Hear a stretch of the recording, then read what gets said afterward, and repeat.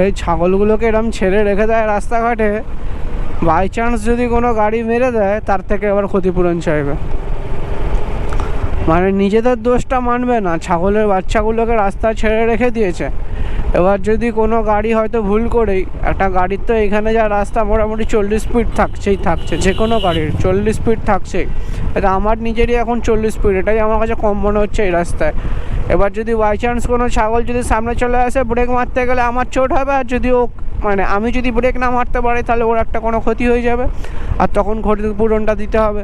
আমার নয়, বাইক যারা 4 চাকা নিয়ে যাচ্ছে তাদের তো আরও বেশি ক্ষতি হতে পারে, মানে ছাগলটা হয়তো মারাই যেতে পারে, তখন তাদেরকে ক্ষতিপূরণ দিতে হবে। কিন্তু এরা নিজেরা দোষটাকে মানবে না, যে একটা জায়গায় বেঁধে রাখবে সেইটুকু এদের নেই, রাস্তার মধ্যে ছেড়ে রেখে দিয়েছে ছাগল বাচ্চাগুলোকে।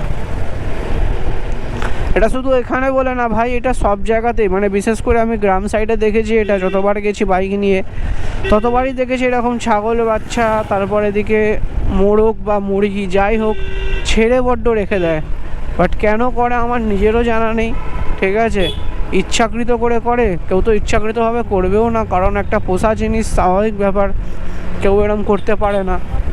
আর কে জানে ওদেরই ব্যাপার এগুলো, ওরা ইচ্ছা করে কি মানে না জেনে করে, ভগবান জানে।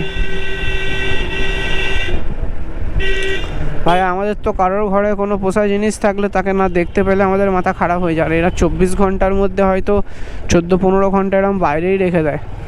সন্ধ্যেবেলাটাই শুধু থাকে না, ভোরবেলা থেকে একদম টানা বিকেল অবধি তো এখানেই মনে হয় রেখে দেয় ছাগলগুলোকে।